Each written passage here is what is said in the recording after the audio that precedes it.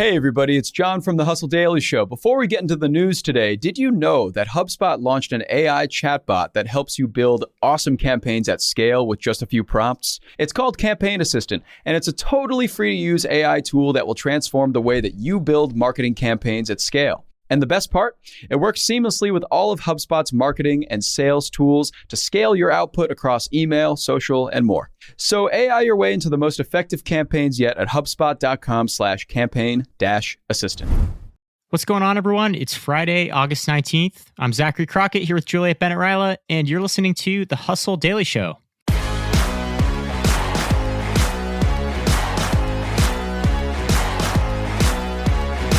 Today, we're talking Adam Neumann. Yep, that Adam Neumann.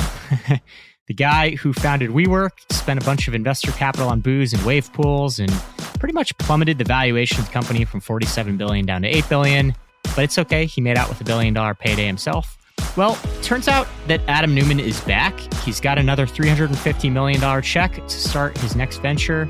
And this one's focused on apartment rentals instead of office rentals. We're going to talk about what this startup is and how people in the tech world are reacting to the news. But before we get into that, let's just take a quick look at what's going on in tech business. The Big Ten reached a 7-year, $7.5 billion deal with Fox, CBS, and NBC to showcase its content across their platforms. That's the biggest college sports broadcasting deal in history, in case you're wondering. CVS, Walgreens, and Walmart were ordered to pay $650 million to 2 Ohio counties for their part in the opioid epidemic.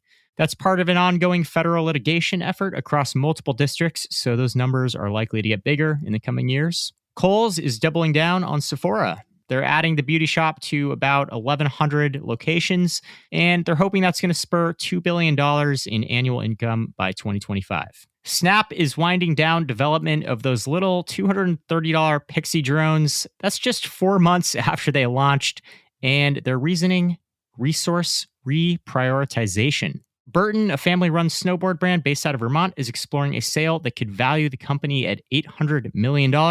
And lastly, Cameo launched Cameo Live, a service that lets users have 10-minute video chats with celebs on the app. No way that's going to go wrong. Oh, boy. All right.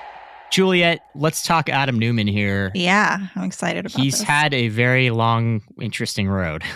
Let's start out here just like, who is Adam Neumann? Okay, so I have not watched the TV show about Adam Neumann called We Crashed, starring Jared Leto as Adam Neumann. And I must say, I haven't followed Adam Neumann's spectacular career that closely.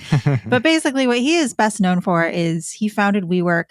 WeWork blew up. At one point, it was valued at $47 billion, which I've seen some people say, like, there's no way it was ever really worth that much. But it was a very, very successful company. And then they were going to IPO, which seemed like it was going to be great. But then it turned out that there were all these issues. Neumann spent a bunch of investor cash on booze and a wave pool, apparently. He just kind of had like this super party lifestyle where he was like lavishly spending and having all these like these outrageous parties. I remember at one point he laid off a bunch of his staff and was like, oh, I don't have any money. I got to lay a bunch of people off. But then he had like a big party with tequila shots and rappers or something. Right. Just like the stereotypical kind of tech bro visionary. Yeah. So big rise, big crash. And then SoftBank ended up taking over the company and he ended up getting ousted as CEO. But he did leave with more than $1 billion. So, worked out for him. Right. And by the time he left, that $47 billion valuation had sunk down to something like $8 billion. Yeah. But, it sounds like that story isn't all bad. Adam Neumann, like you said, he never really made a dollar on the business while he was there. And he left in his trail, a lot of unemployed, disgruntled employees and angry investors. But the flip side here is that the company did eventually make that IPO, right? Through a SPAC in late 2021. Yeah, and I think it's worth mentioning that, this isn't a Theranos where, there never really was a value. WeWork was a useful company, and a lot of people really liked it and got use out of it. And, there's still operational WeWorks that you can go sit in and do some work today. Right. So it wasn't like this company never even existed. It was just, he did not do a great job being super professional, basically. And he still, at the end of the day, some of those earliest investors did still, to be fair, make some money on it. It just wasn't those astronomical profits that were originally floated around. Mm-hmm. Okay, so Adam Neumann, he exits with $1 billion. What's he been doing for the last few years or whatever? Apparently, he's been spending that money on apartment buildings. Wow, okay. I've seen some reports that say he's got over 3,000, others more than 4,000. So he's got property, basically. And now he's got a new thing. It's called Flow. And apparently it is valued at $1 billion thanks to a $350 million investment from Andreessen Horowitz, which is apparently the biggest check that his VC company has ever written to anyone in the history of time. Wow. And that's a huge deal because Andreessen Horowitz is one of the biggest venture players in Silicon Valley. Mm-hmm. They're really going big on this. Have we gotten any kind of insight into why? No. So as far as I can ascertain, and according to a letter that Horowitz wrote himself, he's basically got a lot of faith in Neumann based on the fact that like Neumann did in a way revolutionize the office, and maybe he can do the same thing with housing. So it seems like what's going on here is Flow is going to be a new kind of residential apartment living situation. Okay. So I guess think of a WeWork that you can live in maybe. That sounds like hell. Yeah. Well, I don't know. So basically, Horowitz's thing is like living in an apartment is a soulless experience. You never meet your neighbors. You don't have any equity. You just keep paying some faceless conglomerate a bunch of money, blah, blah, blah. And I would say in my experience, that has been true. I don't know a single neighbor, and I live in a building with like 59 units and I don't know anyone else. So yeah, I get that. Right. So at one point, WeWork had a thing called We Live, and I think Flow is going to kind of be what this was.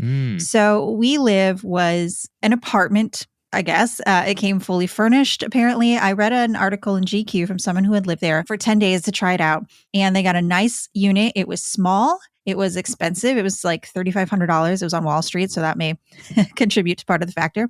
But it had nice appliances. It had kind of everything that you would want. And then there was this huge emphasis on community. Like there was a coffee bar where you could go and apparently get a free cortado. There was a cocktail bar in the basement, places to work out, places to hang out. And like he really did get to know a lot of people in a very short amount of time. It almost felt like the way when you're traveling and you're in a new place and you're staying in a hotel and you go to the lobby bar and you meet people all the time and you just have conversations because like that's the vibe. That's kind of what it felt like when this person was describing the We Live. And so I do think for some people, probably like urban dwelling Gen Z millennial types who are maybe single or just with a partner, they don't really have a family yet, or maybe they've moved away from all of their college buddies. I can definitely see the appeal of something like this. Sure. So Andreessen Horowitz basically trusts that maybe Neumann has been through the ringer with rework. He learned his hard lessons. He still is a guy who is a visionary. He has a little bit more know-how this time around about how the real estate world works. And Silicon Valley just seems to have a track record of investing in these kind of big names that they have faith in. Yeah, and there's been a lot of reaction to this. I've read a lot of quotes from other VC people who are just sort of baffled as to why you would make such a big investment. And then I've seen a lot of anger from founders who are like, oh, this guy like had the chance of a lifetime, screwed it up, and gets to have a $350 million second chance. Well, you know, women and founders of color are still struggling to get any VC capital at all, no matter how good their ideas might be. So a lot of opinions are definitely flowing around this company. Yeah, and there's definitely truth to that. Companies founded solely by women accounted for just 2% of all venture capital in the US last year. That's according to PitchBook. And companies with Black founders account for even less than that, according to Crunchbase. Yeah, it's less than 1%, right? Less than 1%. So, you know, that frustration is very justified. And I think like it's harder than ever. We're hearing a lot about concerns about entering a recession and, you know, businesses are pulling back a little bit right now. But at the same time, this kind of privileged tech founder in Adam Neumann is getting a huge infusion of cash. Right. For reasons that don't really make sense to a lot of folks. Right. And, you know, I'm trying to see the value of Flow. Like, would I want to live there? Do I know anyone who would want to live there? And I think one of the biggest questions for me is in Horowitz's letter, you know, he talks about how we're in this affordable housing crisis, and that's absolutely true. We're facing skyrocketing rents. More and more people are unable to afford a home to live in.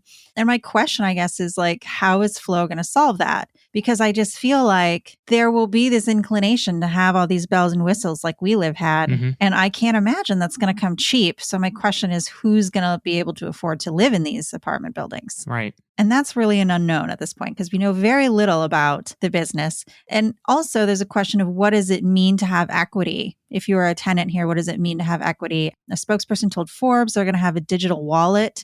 So does that mean you earn, I don't know, crypto the longer you live there? Like, it's just kind of unclear. Right. Like, I have an idea in my mind of the kind of person this might be for, but I don't have an idea of the kind of person that can afford it yet. Right.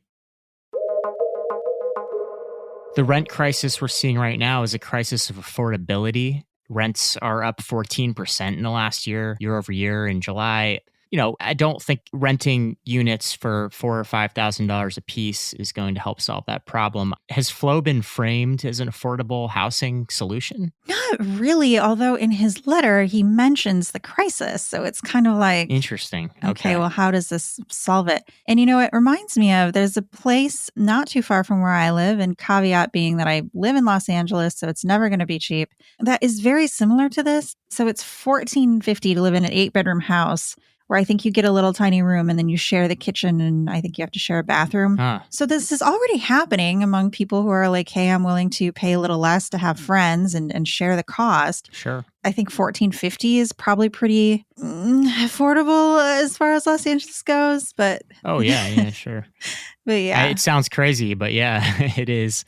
Yeah, I remember living in San Francisco, just, 10, 12 friends would just band together and rent out like a Victorian house in the Haight or something. And you'd each pay, $600 a month. But yeah, that's how a lot of young people are cutting it in big cities now. Right. And a lot of the success of stuff like that is dependent on the other people. I actually had an apartment for $800 in Hollywood where I lived in a little tiny room and had shared amenities with other people. And at first I was like, this is going to be so great because I'm going to have friends and we're going to make dinner together. No, it was horrible. Like you'd get one person in there that decided that they didn't have to clean anything. And then it was just, a mess. They ate all your food. Yeah. It was just terrible.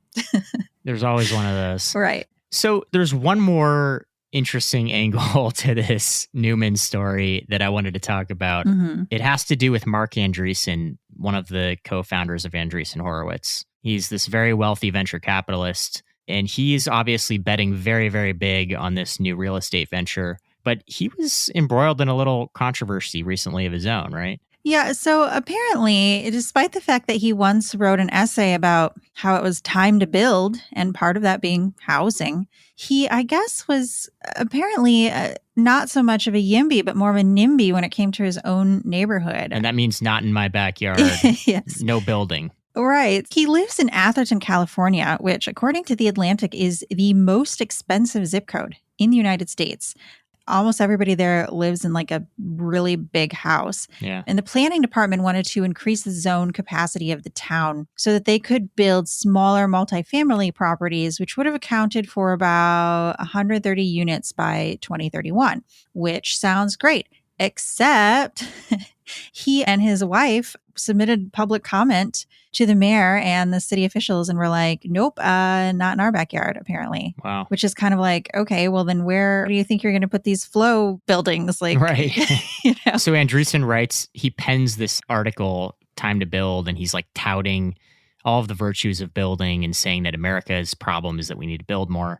And then when it comes to Atherton, he is basically trying to put a kibosh on anything that's going to be built in his own neighborhood. Right. His letter apparently said, the subject line, immensely against, all caps, multifamily development, exclamation point. Letter, I'm writing this letter to communicate our immense, all caps, objection to the creation of multifamily overlay zones in Atherton. Please immediately remove, all caps, all multifamily overlay zoning projects from the housing element, which will be submitted to the state in July. They will massively, all caps, decrease our home values, the quality of life of ourselves and our neighbors, and immensely, all caps, increase the noise, pollution, and traffic, which, I don't know, man, how is the quality of your life affected at all by people who don't have as much money as you moving into the neighborhood? I want to know. Yeah. The all caps is such a Karen move. Right? Andreessen's such a Karen, my God. Yeah, but like, you're right. I don't know, building an apartment building when you have, 3 acres of land or whatever and a private koi fish garden, I don't know. You're going to be incubated. It's going to be okay, Mark. Right. It's like when people in Beverly Hills are like, we don't want the metro coming here because it'll bring like a bad element. And it's like, okay, but that also includes a lot of people that work in the coffee shops and bars and restaurants that you go to. Right. Like, how do you think other people get there?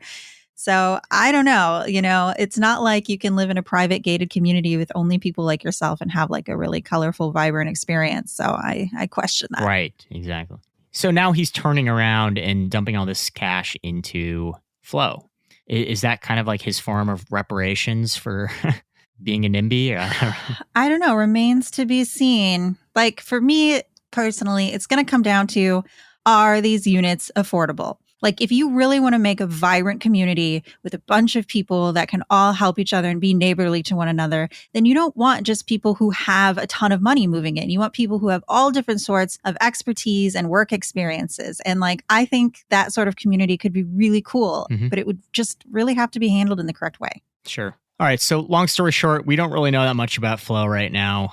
Kind of still in quasi stealth mode, I guess. We'll keep everyone updated on the story as we learn more. But for now, Adam Neumann is getting a big second chance here.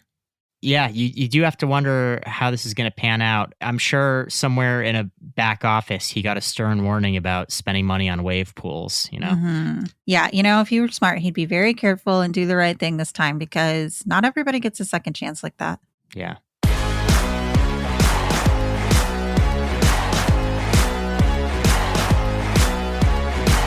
All right, that's going to do it for us today. Thanks for tuning into the Hustle Daily Show. We're a proud part of the HubSpot Podcast Network. Our editor is Robert Hartwig, and our executive producer is the one and only Darren Clark.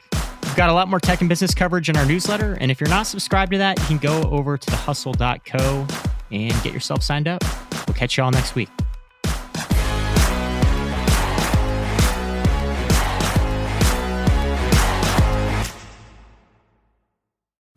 Hey guys, if you listen to the Hustle Daily Show on Google Podcasts, we want to let you know that the option will no longer be available pretty soon. Google is sunsetting its podcast app sometime in early 2024 in favor of YouTube Music, and we want to give you a heads up before it's too late since that time's almost here. The Hustle Daily Show is available everywhere and anywhere that you listen to podcasts like Apple Podcasts and Spotify. If you're using YouTube Music, we are there as well. If you're an Android fan, there are plenty of apps like Overcast, Pocket Casts, Player FM, and more. So just search for us wherever you decide to listen to your favorite podcasts.